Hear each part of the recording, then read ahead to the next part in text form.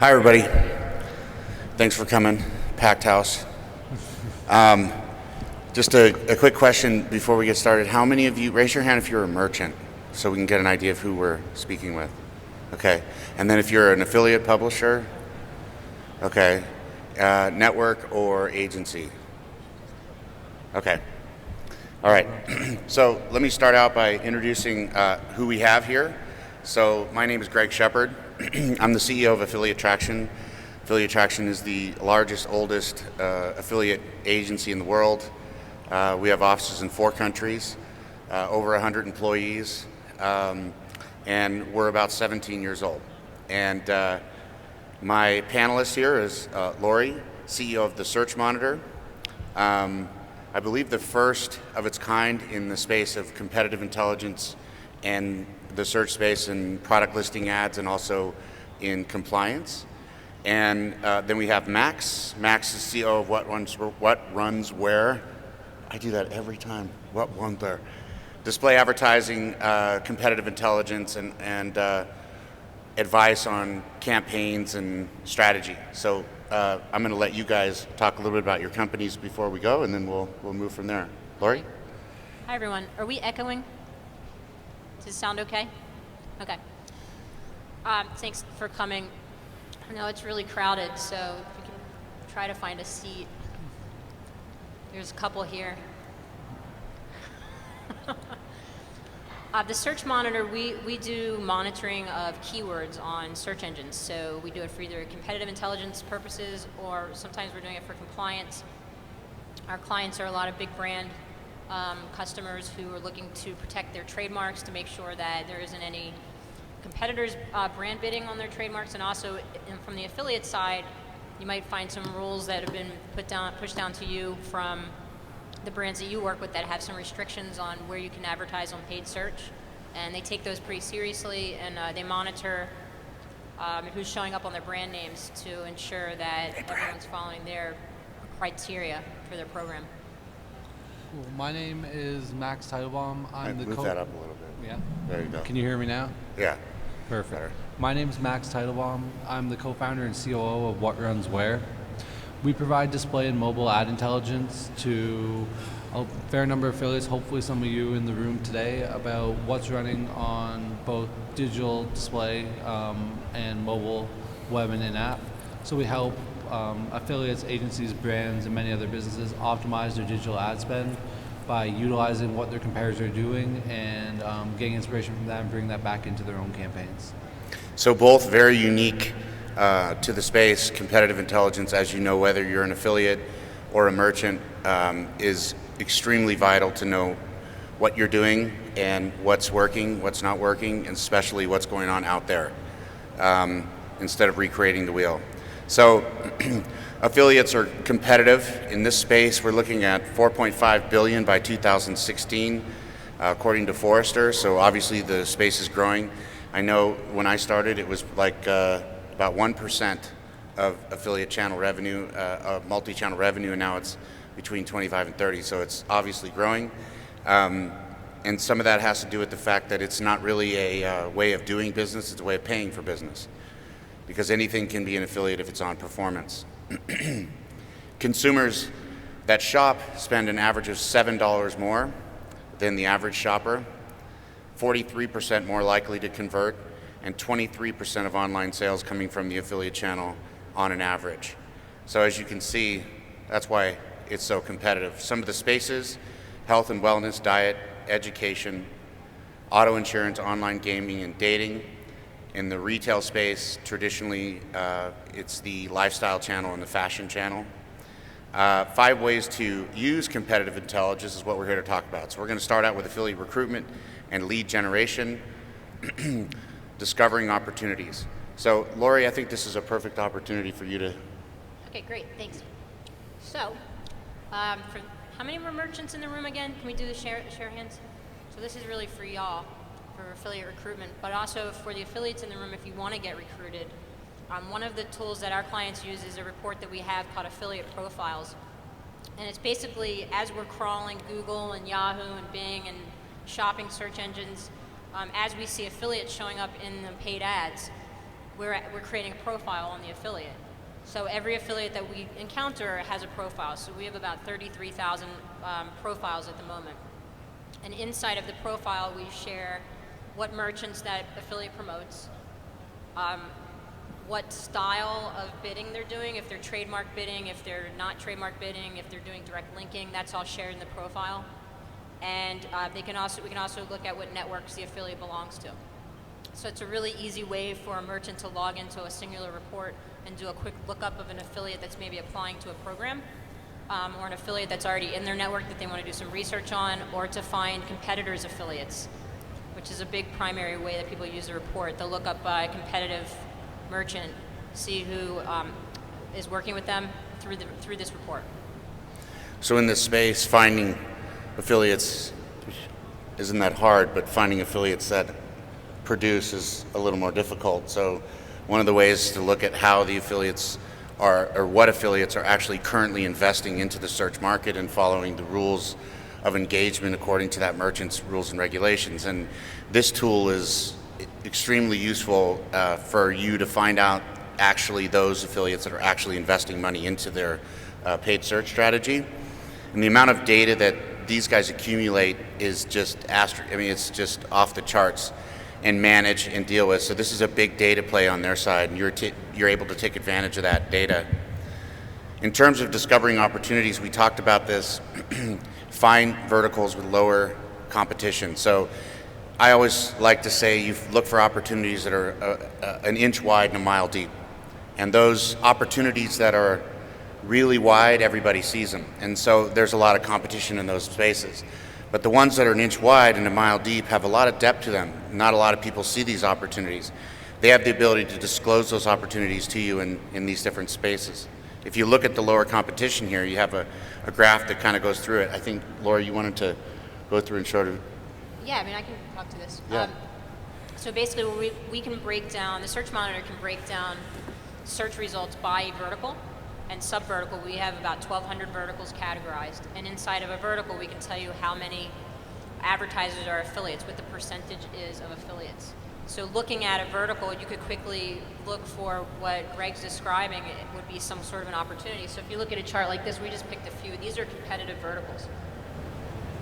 The worst being obviously apparel, and then there's some little side notes up the bars there that tell you which inside of those verticals, the sub-verticals that are even more competitive. So the higher percentage of affiliates that are already in the vertical, the more competition you're going to have. So you want to try to find something that you're good at, that you understand, that you're knowledgeable in, that also has sort of a smaller amount of competitors so that you can capitalize on it. And then understanding too that some of them, so if you look at the whole total online retail spend, electronics is usually number one, but that's controlled by very few players. So you have Dell, Apple, Best Buy, et cetera, that control that space. If you look at fashion and apparel, outdoor, lifestyle, these sort of things, it's not as big as electronics, but there's way more opportunity in it. That's an inch wide and a mile deep. So there's hundreds, if not thousands, of different merchants in those different areas. So there's the brand manufacturers. If you're an affiliate, there's the brand manufacturers, or if you're a brand manufacturer, there's affiliates that specialize in working in that particular vertical and understand it. If you're looking for discovering opportunities, there's also paid search with the product listing ads. And I think you wanted to go ahead on this one. Yes, again, this is the Search Monitor Yeah. slide. So if you look at a Google search result page, you'll see the normal paid search ads, but as you all are aware now, there's shopping ads that are showing up in conjunction. Those are called product listing ads. And typically only merchants have a direct feed of products are allowed to bid and participate in the product listing ads, so that leaves the paid search side of the page for affiliates. So a great strategy would be to work together so that the merchant can have more page presence maybe in the product listing ads, and give the affiliates maybe a little bit more visibility in the paid search ads. And so then the benefit to the merchant is you still have a lot of page control and real estate, but you can focus more of your budget towards the PLAs, which are getting more and more competitive and more expensive as we keep going here, and allow your affiliates to fill in the gaps on the paid search side. So it could be a nice way to work together on certain keyword sets. So this breaks it down to the mile deep. This is where you dig down, so you start out on the top level and then you go down to a product level. And you can actually start looking from the vertical into the product area for competitive intelligence data. On the display side, obviously if you look at the online marketing arena, there's really just 4 channels. Everything falls underneath those 4 channels. So you have the display, the shopping, affiliate, and search.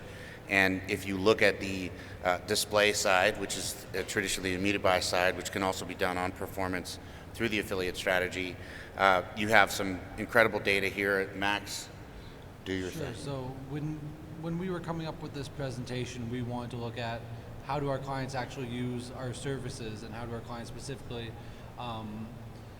within the affiliate space, use our service. So that's how we sort of came up with the topics and categories. So there are sort of 2 sides within the display business to, opportunity generation.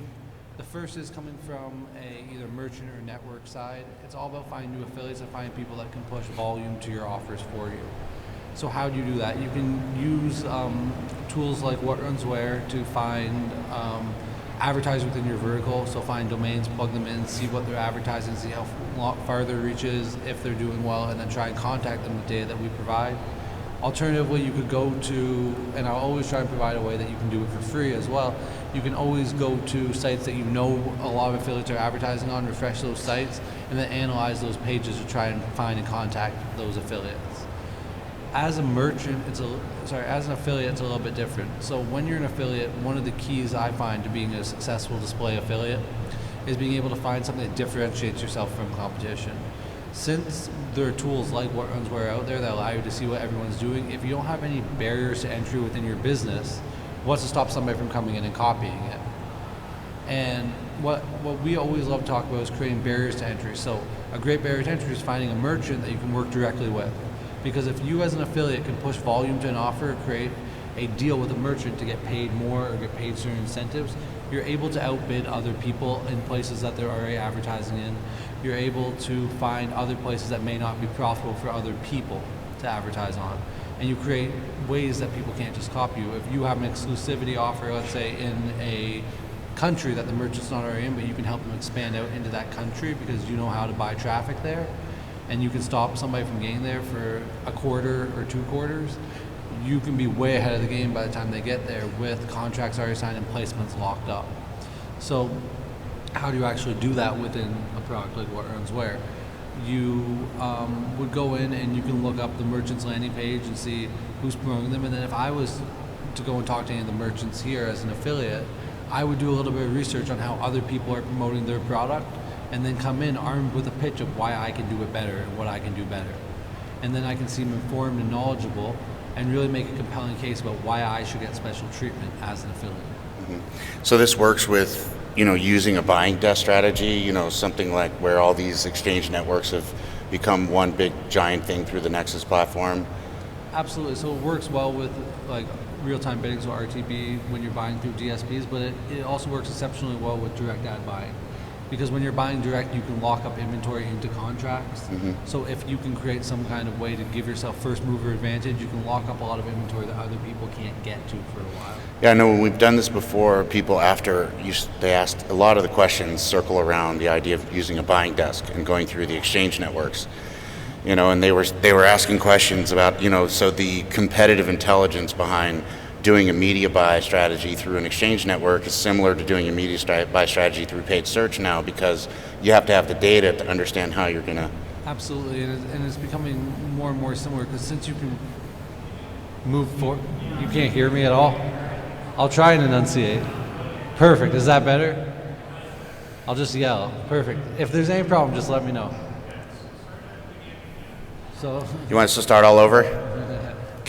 This thing is on like hypersound, and I was saying search and real-time bidding are becoming more and more similar since inventory becomes available through SSPs almost instantly and then gets pushed to exchanges and gets bid on in real time. The inventory available can change, and as a result, what we're seeing a lot of affiliates do is use tools like ours to create whitelists and blacklists. So same way that you buy search keywords, you can buy domain-based traffic on RTBs. So for example, if you use a platform like SiteScout or many of the other ones, they have a whitelist feature that you're able to use, so you can plug in a list of domains and say, I only want to buy on these domains.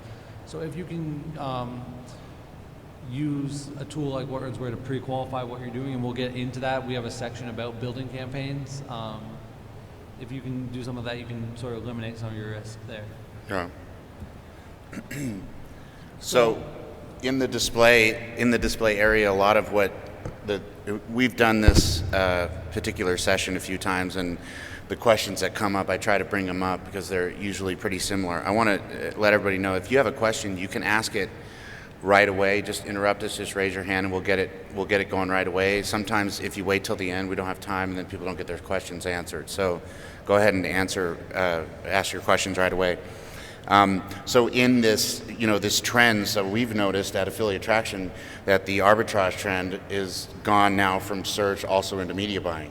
So affiliates are getting very active into, doing the arbitrage strategy through the media buying. So knowing what to buy in terms of the strategy is one thing, and understanding what creatives convert and which things actually work best is just like looking at your keywords in your search campaigns to see how they're performing. So we just wanted to give a quick example here of what I was talking about. So here in the gaming category, we just pulled up a random advertiser, Gaming Wonderland, and so you could look at what Gaming Wonderland is doing, and we just wanted to sort of reinforce the fact that you can look at what somebody's doing and say, okay, here are the banners you're running, and you can come and contact them with, here's what you're already doing, here's what I think that we should do, and here's why I can help you do that. So as an affiliate, you can use that to really actively build new relationships that can put you miles ahead of almost anybody else. Number 2 is the campaign building. So discovering the opportunities, again, sort of a debrief on that, is looking at what the affiliates are doing in the different verticals by channel, and then also looking at how that's happening in the media buying on the arbitrage side. This is the campaign building side. So learning what you need to be doing. Doing the right thing and doing things right are two separate things. So doing the right thing is looking at the competitive intelligence on the front end to discover who and what markets you should be working for, and then doing the right thing has to do with the campaign structure. Or doing things right, has to do with the campaign structure. So building the right data, using the data that you have. Max? So when you're building a campaign, The lights just came on. I apologize if we're squinting, but it looks like I'm looking into the sun. Like the surface of the sun. So when you're building a campaign, there are a couple things to ask yourself if you're building a display campaign. When I'm looking at competitive intelligence, what am I looking for within that data? So we look for a couple things. One is duration. We assume that most people that are buying advertising and actually spending money are fairly savvy at it. So you wouldn't run something for 6 months, a year, if it was losing you money, and as an affiliate. So if you're looking at another affiliate's offer. The next thing we look at is frequency. So if we see something showing up a lot, that's a good indicator that something's probably performing pretty well. And then we look at scale. So is it in multiple countries? Is it in one country? What's sort of happening there? So there are two ways that you can use any kind of competitive intelligence to build campaigns.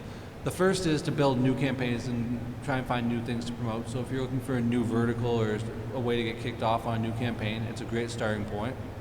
The second point is to optimize what you're already doing. So people have this misconception about display competitive intelligence, which is people come to tools like ours and I'll just go find your campaign and I'll just copy it and I'll throw it up and I'll make money. And sure, some of the time that may work and you may make a little bit of money, but that's not a sustainable business or a good way to run your business.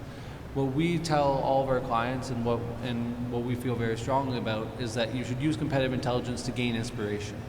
So as you'll see as we talk, it's all about spotting the similarities. So if you're looking at multiple advertisers, what are they doing that is similar? Where are the placements of their advertising that are similar? How can I find ideas I can reincorporate into my own campaigns or into my new campaign that can pre-optimize what I'm doing for success? So basically you just dive in, look at what other people are doing, use that as inspiration to come up with your own strategies, and then use some components of what they're doing that are working and and then test other components, right? Absolutely. Because the consumers get used to seeing somebody else's ad, and then your branding's mixed up with theirs, and if you're doing the same thing. That and every campaign is different. As an affiliate, if you're just copying something, you don't know what the other affiliate's getting paid, if it's the advertiser directly advertising, do they have one of those deals that they've been able to prospect and set up that will allow them to run something profitably where you won't be able to? So instead, it's about how do I build a better campaign using my own knowledge, but pre-optimizing what I'm doing so that I learn from their testing what they've already spent money doing. So in those cases, are you, if you're an affiliate and you're out there and you're bidding on these sort of things and you're looking at what's going on, you also have your own metric, right? So your analytical data in terms of conversions and things are going to be different than what that other affiliate's going to be. Your payout's going to be, so your return on ad spend is going to be completely different than their strategy. Is that what you're? Exactly. So we never try and make up something like ad spend or that kind of data. It's impossible to know because there's so many variables that come into it. But what we try and show and what our clients use this for is to say, let's say that you're an affiliate and you're promoting an offer. I want to know, I can see the history and progression. What split tests have you run? Which one won and why? Mm-hmm. And then how can I learn from that? So when I launch my campaign, I can just start with testing out your winners instead of having to go through the same split tests myself.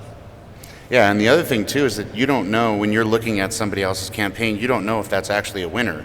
Just because it's running doesn't mean it's a good ad. So if you're looking at the data, if you don't have the data in front of you, you can't actually see how much traffic is being derived from that campaign. So we see a lot too where people will copy something just because it's still running. Happens in search too, where you see somebody running something and it's not necessarily because it's great. It just could mean that they don't have a lot of experience. They don't know it's actually losing them money until they're out of money, which happens a lot as well. I think the common misconception about competitive intelligence as a service period is that people think it's a silver bullet. They think that I can go in and just copy something, or I'm going to use this tool and I'm going to instantly start to make money or instantly improve. But it's an important tool in your toolbox to build great campaigns. It's not the be-all, end-all. It's an important step in when you're building campaigns. You still have to use all the other tools you have available and your industry expertise. And also, you can't just set it and forget it, right? I mean, we see a lot of people that in search as well, where a lot of affiliates will come in, they'll set something, and then they'll think they're set to go, not understanding that other people are using the same tools that they're using and then making changes. Here's an example of Sprout Social in a display campaign strategy. So as I said, we'll try and show examples from our product of whatever we talk about. So if you look, this is what we pulled up. We pulled up Sprout Social. They're what we use internally for our social media marketing. But if we had to pick one placement from Sprout Social, for example, we would pick business to community, because we've seen, we have an internal score called prevalence, which is how well we think it's doing. It has an extremely high internal score within our product, but it's also been running for almost 2 years. So again, even if you are the worst buyer in the world, you're not going to continually run something for 2 years if it's not making you money or you don't see the correct return that you're looking for as a business. Who's the worst buyer in the world? Anybody here? Brad is. Display creatives, building a campaign with the display creatives. Exactly. So as we talked about, and then if we look at the creatives, let's look for similarities between the creatives. So if we look at these, what are the call to action similar? Are the color schemes similar? Have they used similar product shots? What can we find that's similar there, or what can we pull out of there that we can test within our own ads? And have they maybe used a call to action that I've never thought of that I might want to test? Or should I be trying a different color scheme? It's interesting too. I think it's important to know Mac's backstory. Mac was an affiliate, just like a lot of you guys, and started to build software to make himself more intelligent when he's doing these arbitrage media buys and different things. So you're talking to a guy that used to be in, if you're an affiliate, in your shoes, and developed a piece of software for himself to beat you, and then ended up creating a tool and selling the tool itself. So you're using a tool that's been used by somebody who was actually competing against you. It's pretty unique. Campaign building, what keywords to use and how to strategize that on the search side. Back to search again. So on search, obviously, to build a campaign, you have to pick keywords and build your creatives. So the first thing is picking the right keywords. So let's say you're an affiliate that's focused on eyewear. In the example here, we have 2 eyewear keywords. Refresh my memory. Aviator sunglasses and clip-on sunglasses. Clip-on sunglasses. One of the things to look for is how much competition is there overall, not just affiliate versus affiliate, but also other brands. And just with these 2 keywords, we can see we're at the point with search that there's competition on everything. So it's not like it was, 10 years ago or so when Google was just getting its feet wet and Yahoo was just getting There's going. very few inch-wide things left in search. Yeah, you're not going to find, if you find a really good keyword with 2 competitors on it, you probably don't want to be on it. Yeah. This is probably not performing. So You may not be the smart guy that found that. It's no longer the right move. Yeah. But here we can see in the universe of lots of competition, there are still nuggets where there's a little bit less. And so if you look at these 2 keywords, we're not going to get to 0, but we're getting to 10 to 18 advertisers all vying for the only 10 spots on page 1, which, by the way, that's the only place you want to be on. Page 2, nobody goes there. If they're there, they're doing an organic project where they're doing some kind of research. They're not looking at paid search ads on page 2. Then you look at, clip-on sunglasses with 25 to 30 advertisers, almost double. The CPCs are going to be higher when there's that kind of double the amount of advertisers going to pay more. It's harder to get on page 1. It's really competitive. So you're not looking for 0 competition because you're not going to find it. If you do, you shouldn't be scared. But you want to compare the keywords and see where can you find some nuggets where there's maybe a little bit lower competition.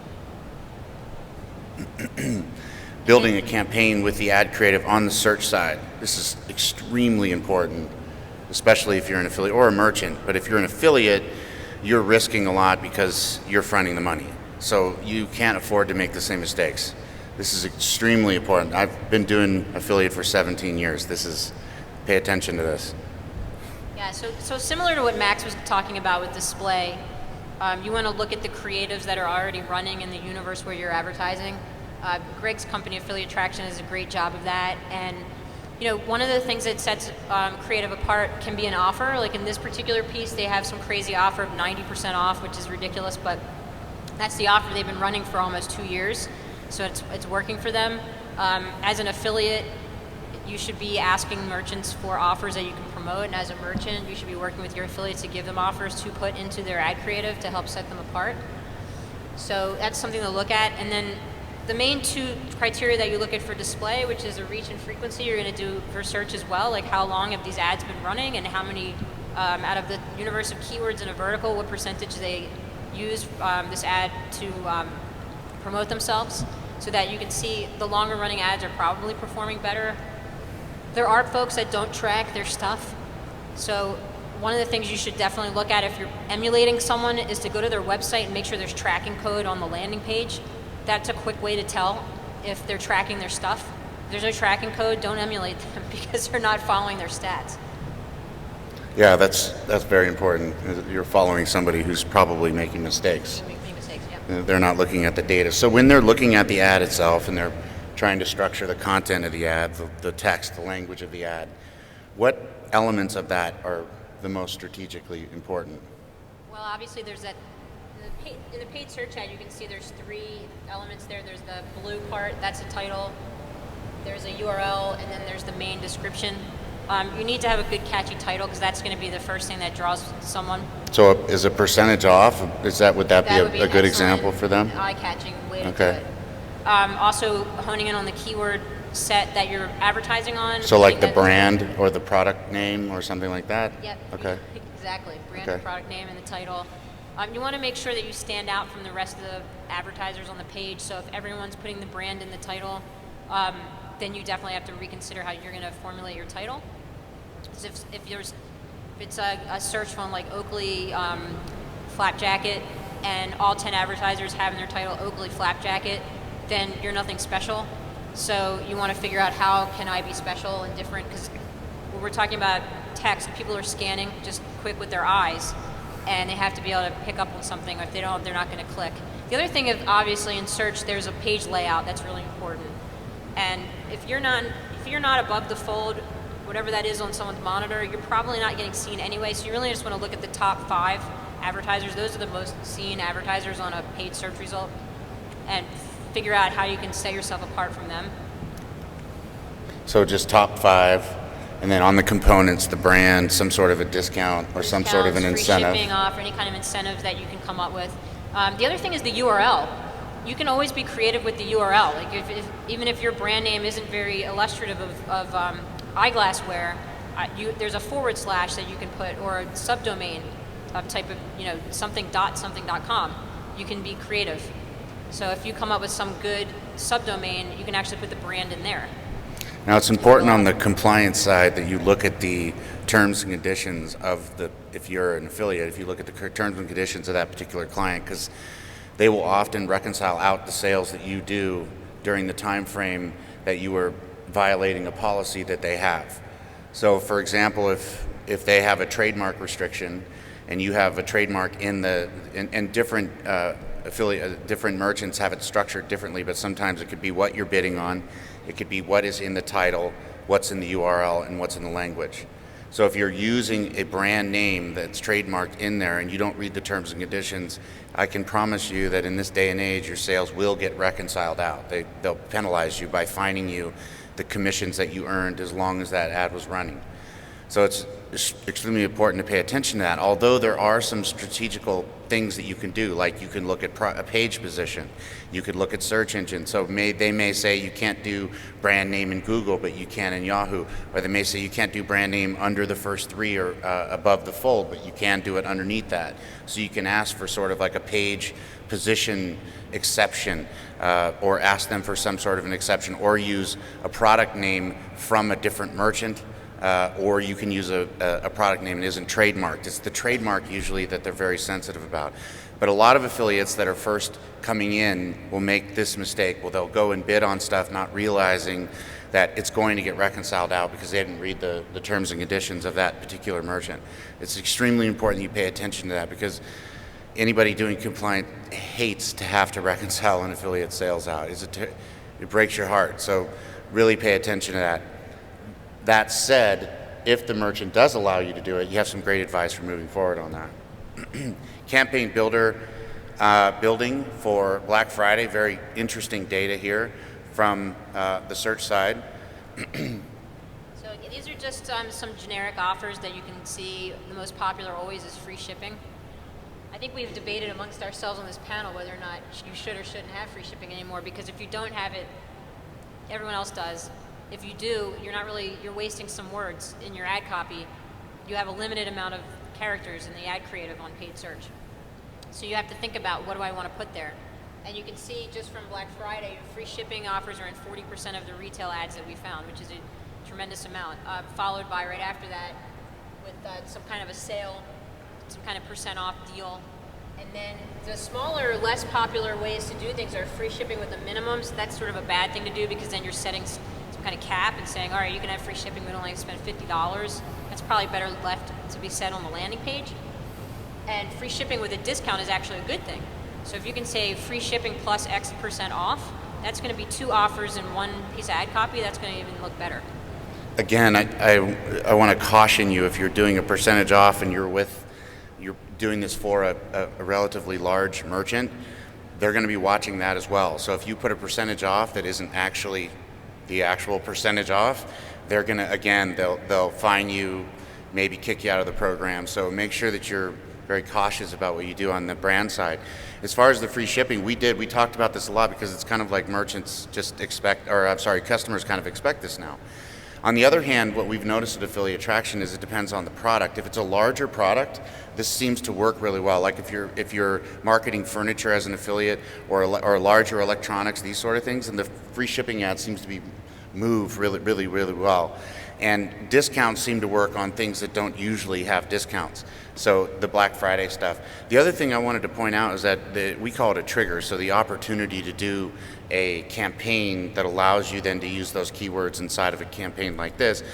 And we found out that using, the United States in particular has so many people from so many other countries.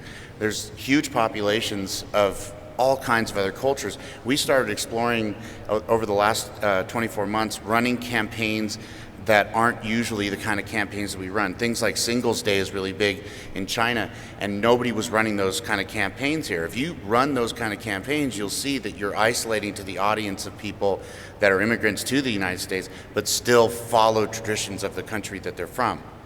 There's a lot of opportunity if you look at international types. Boxing Day is a day in the EU, which isn't promoted here, but we ran it and it actually works. So free shipping, you also need to sort of explore and look for other things that you can put in there if you're targeting a certain audience, especially if you use some of the geo tools that are available now. Client reporting, massive. This is the analytics behind this is for us the most important part in the detail of the analytics that tells you what is actually going on. And so on the display side, I'm going to have Max sort of go into this. So we, as a business, have worked with most of the major traditional ad agencies in the world at this point. So when you're looking at people like Ogilvy and Starcom MediaVest and these type of people that promote or run advertising for huge brands, and you guys may be saying, hey, as an affiliate, why do I care about client reporting? Why do I care what media agencies are doing for clients as client reporting? And the key there isn't that you should become a huge media agency, but it's that you as an affiliate have something to offer a merchant. So again, we go back to talking about building those unique relationships with merchants and building all sorts of unique things. If you can go back and build additional reporting in there, and you can say, instead of just here's how my campaign did, here's some insight into what's happening, or here's what I think, and then this is why I need a special offer, so a special discount, or here's why I need more budget, or here's why we should do this. It's a means to an end. So it depends what you're trying to achieve, but especially if you are an affiliate that works directly with merchants, and when I was an affiliate, I always tried to work direct because you get paid more and you have better communication and you can hopefully negotiate better payment terms. If you have a number of direct merchants you work with, you can provide a lot of value by building some reporting in. There are a lot of times, when I first came into the industry, I was 16 years old. And there were a lot of people like me that were running around, and we promote offers and we made a fair amount of money, and we sort of just shot from the hip. And that's not how this industry is anymore. The industry has grown up. It's more about, and it started to consolidate. So it's more professional now. You don't see, you see a lot of established companies here trying to find affiliates, and you've seen the channel really grow. So it's how do we grow up as affiliates with those brands? And how can I, as an affiliate, do something that even, or try and emulate a little piece of what Affiliate Traction does? So when Affiliate Traction goes and works with these huge major international brands, can I, as an affiliate, do something on a smaller level and go direct there? Or can I go and use some of that kind of reporting to go and talk to my affiliate manager or a company like Affiliate Traction that has those connections for me and persuade them that I'm the special one and I'm the one that I need to be talking? Yeah, it's very interesting from our perspective. So we have offices in 4 countries and about 260 merchants, a lot of really large merchants like Home Depot and Forever 21 and things like this. And you have a lot of affiliates that are strategically trying to come into this space. And it's very interesting because it's very competitive. And if you want to get what we call a deliverable, so an additional bump in payout or some sort of an exclusive, or a creative that's custom for you, or an offer that's custom for you, or a code that's custom for you, or something specific, if you offer something unique followed by data that proves that this is a good decision for the merchant, sometimes as an agency we can negotiate on your behalf using that data and give you something that normally they would do themselves or outsource to a media buy agency.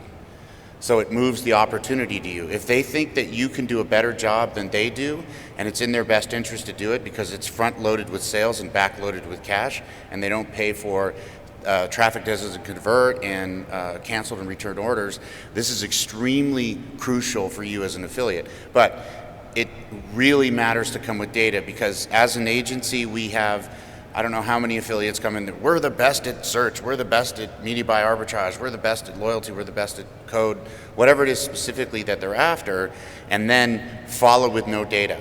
So for an agency, or if you're talking directly to the merchant, whomever you're working with, if you don't have the data to support sort of like a case study of what your capabilities are, it's a risk for the merchant. It's very hard to get them to move forward without the data.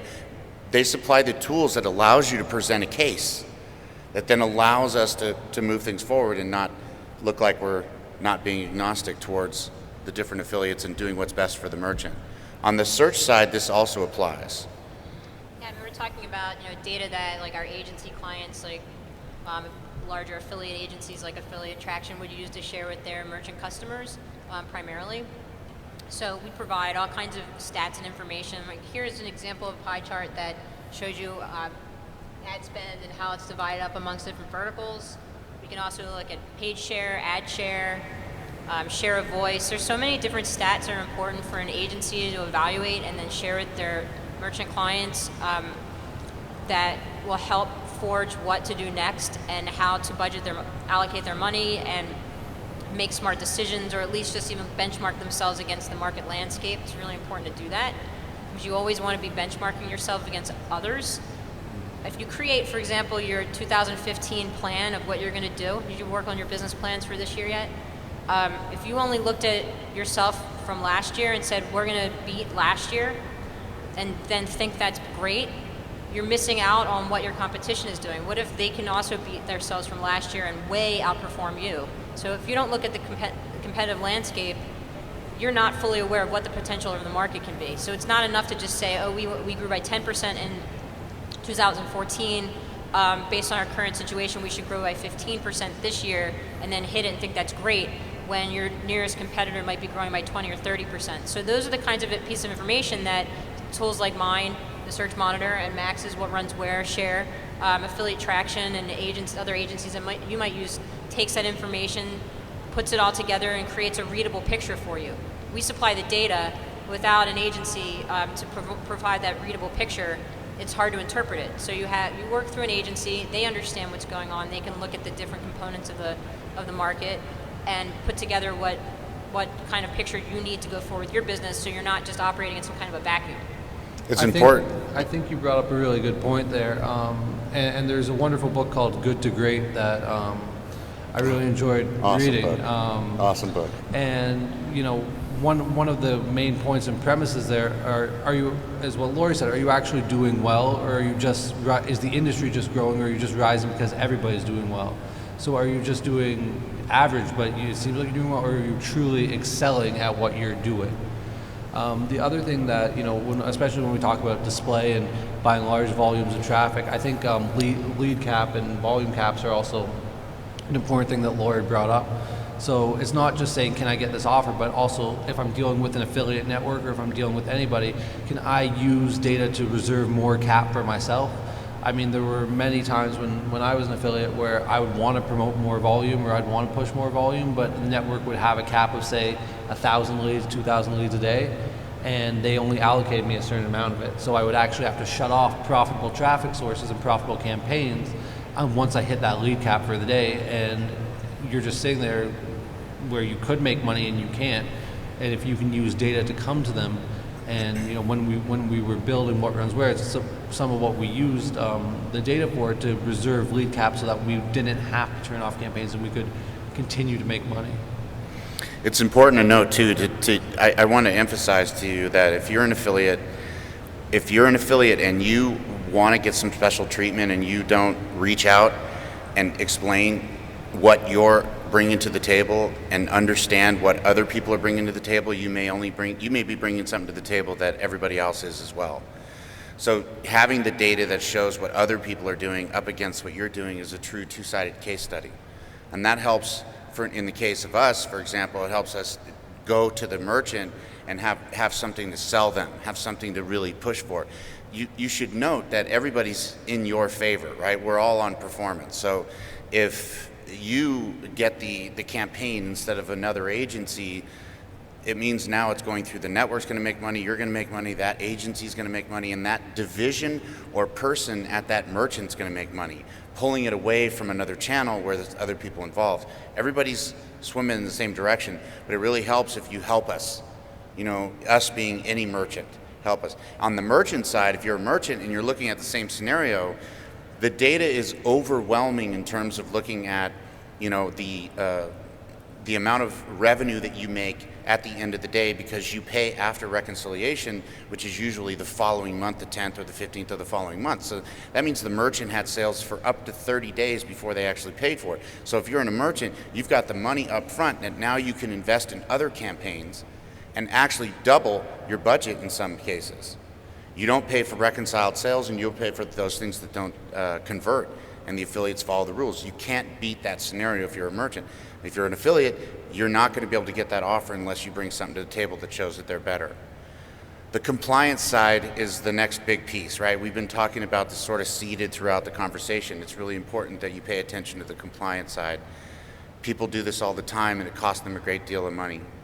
The rules of compliance. So here's the thing. The reason that merchants have these rules in place is primarily to prevent channel conflict.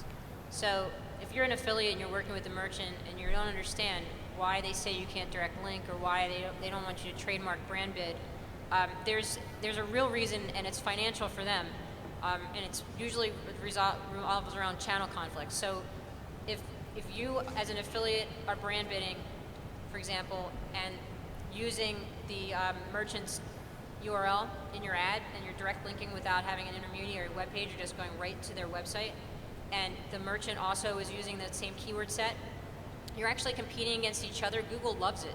All you're doing is making more money for Google. You're making less money for yourself and less money for the merchant, because Google shows the ad that performs the best. And if two ads have the exact same URL, this same display URL, then you're just really competing against one another for placement. Your cost per click is going up, and so is the merchants. It's plain and simple bad economics for both parties. Same with on the trademark side, there's a little bit of goodwill and some more subjective things that goes on around that, where the brand may not want y'all on their brand, but sometimes they love it. Sometimes they welcome it, because it's good to own more spots on the search page, and as long as the ad copy can be consistent and controlled, and the offers are consistent, and everyone's working together, then the messaging to the consumer makes sense. It's fine. But typically, if there's some kind of going to be butting heads, or the copy's not going to match up, or if it's a very big brand and they get tons of traffic off their brand name, they don't really need an affiliate to be advertising on their name. Walmart doesn't need you advertising on the word Walmart, because they already get clicks from Walmart. They don't even need to be advertising on Walmart. They have organic listings for Walmart. So there's reasons why they wouldn't want this type of thing to happen, and so they're very good about making sure they don't happen. You're being watched. There's a lot of monitoring going on. There's lots of tools, including a search monitor, that do the type of monitoring to make sure everyone's in compliance. Ultimately saves the market a lot of money and helps everyone work better together. But you have to make sure you know the rules. Read the affiliate agreement, and then talk to your affiliate manager. It's also important to note that there are exceptions. There's always scenarios where there's an exception. If the merchant, agency, or network, whoever you're working with, feels like you can do a better job than they can, and that you will invest the appropriate amount of money in the places that they want that cash to be invested, they are willing to do exceptions in certain scenarios. But that's a negotiation that has to happen with you and them to understand that. The trademark is the big sensitive spot for a lot of these places, because the bigger ones usually have a brand department, and these guys are pretty hardcore about how that trademark is utilized. So the trademark is a big deal, and then of course direct linking, where you put the merchant's URL, you just do a redirect and put the merchant's URL in there. Those sort of scenarios are also very sensitive to them, because they feel like you're representing them, but they don't have control over what you're putting in the ad. So there's an opportunity there for the brand to be misrepresented, like 85% off when it's not 85% off or whatever. So on the display side, really quickly, I think the largest concern that merchants have on the display side, of course, you want to make sure that they're compliant, you're doing a deal that you've agreed upon, all that kind of stuff. But what we see the biggest issue is, especially with the rise of programmatic, is when you have a display ad, it is a self-contained unit on a page. And when you're buying programmatically, you don't exactly know what page you're showing up on every single time. So what merchants want to figure out is, are you advertising on appropriate pages? The biggest sort of trigger and push there is adult advertising. So we see either from people running adult ads on publishers' pages, or affiliates pushing the rules and trying to push additional traffic to offers via adult channels, or channels that are in a really gray area there. And we see a lot of merchants doing compliance, but we also see a lot of affiliates doing compliance, because, as I said, with the rise of programmatic, a lot of ad networks that you would traditionally go and buy for, and they're buying for you, as an affiliate. Also, we'll put some through programmatic, and there are websites that are out there to defraud affiliates and defraud merchants, and they put impressions into places they shouldn't. Sometimes we see things like Free Score 360 being run on adult sites, and then when we've talked to the end merchant or the affiliates come and said, why is this showing up? They don't even know that they're showing up there. So there's the external compliance audit of what are your affiliates doing, but also the internal compliance audit of what am I doing is important, because in some cases we find people don't know what they're doing themselves when you're talking about buying across tens of thousands of sites in a day on individual impressions, and where the list changes from day to day. Especially on that compliance side, this is a really large portion of our industry now, and I just want to caution you, it's really important to have a good relationship, because there are the reactive agencies, networks, and merchants who will find a violation and they'll just boot the affiliate out of the channel just like that. And then there are scenarios where they sort of reach out and try to keep the relationship going. Strategically, most merchants, they want to keep you in the channel producing for them, but they want to keep you in line. They want to keep you right in the center there, right? So you're not going out, and when you get outside, they slap you with a fine, and they try to keep you in. But there are scenarios where they overreact. There's a lot of this right now, specifically, where they overreact to a situation, and then you get booted out of the program. If that happens, it doesn't hurt to call up. If you do it on a repeated basis, they have a log that'll show how many times you violated a policy. If it's a consistent process, then you're gonna basically get on a blacklist. Benchmarking and self-review. Looking at what you're setting up as goals, and then how to review that process. Looking at where you stand in the space. So we'll go through this really quickly because we only have 8 or 9 minutes left, and we want to let you guys answer questions. But I think it's just driving home the point that we've been talking about the entire time.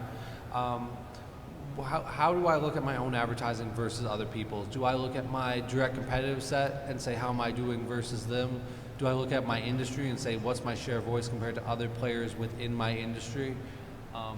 And then how do I compare to other advertisers? So it may not even be within my industry. If you're a diet advertiser that caters to, let's say, an older female population, can I look at other products that cater to that population, see what they're doing, and how can I gain inspiration from what they're doing and bring that back into my own campaigns? And I think that's a cross-channel learning point.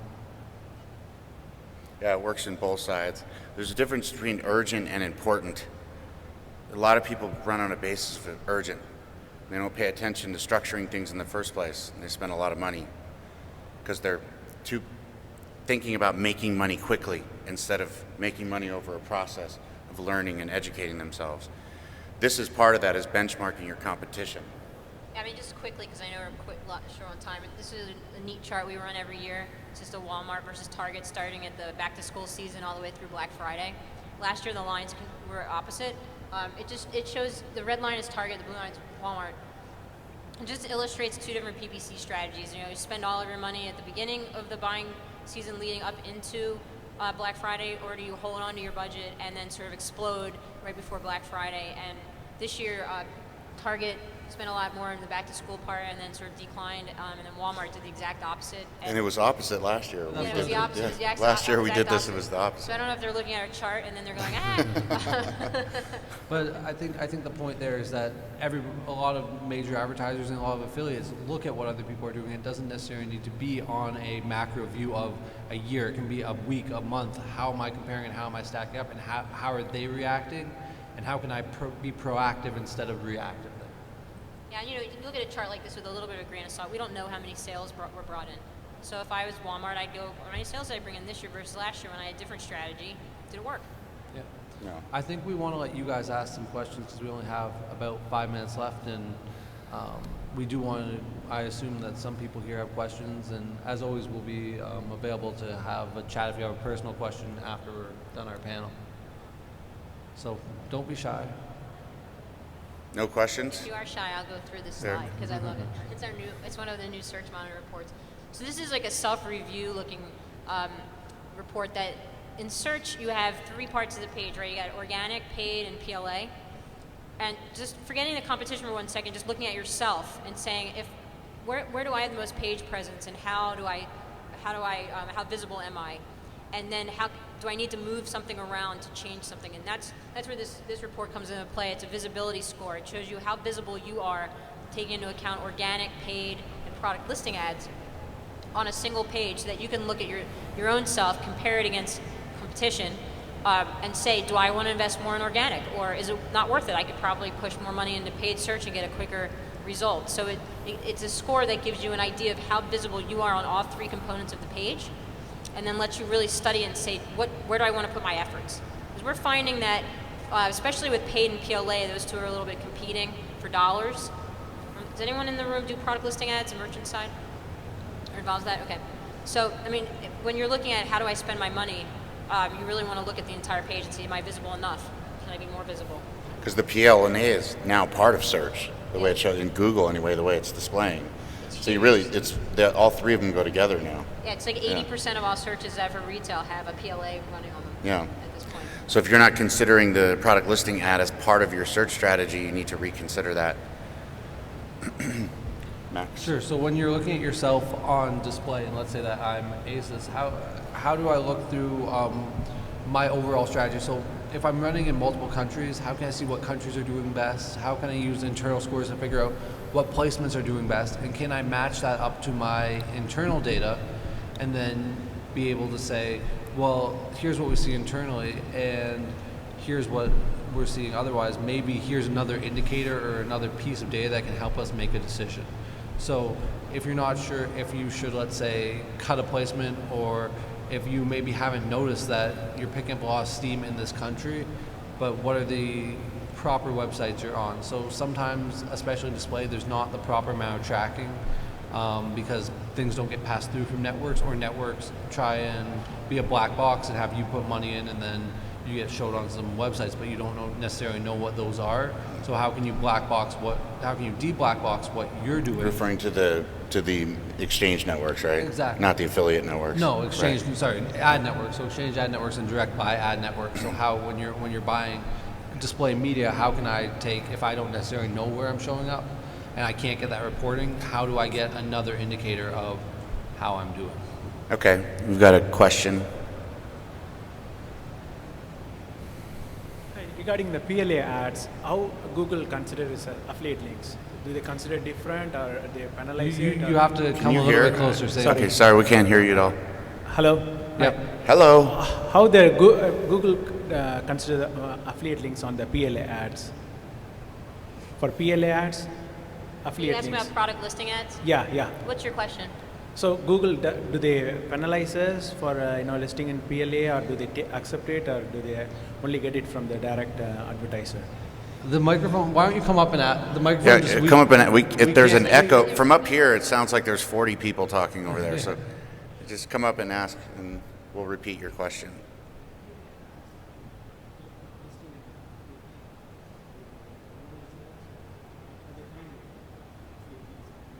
So the Okay. question was, with PLA ads, if you have an affiliate link, listing an Thank affiliate you. link on PLA ads, do they penalize you as an affiliate?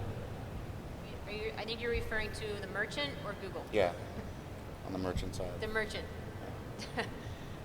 You know what? I feel like this is a really nascent place, because we haven't seen a lot of merchants have rules around PLA ads, and primarily because to participate in product listing ads, you have to be the originator of the feed typically.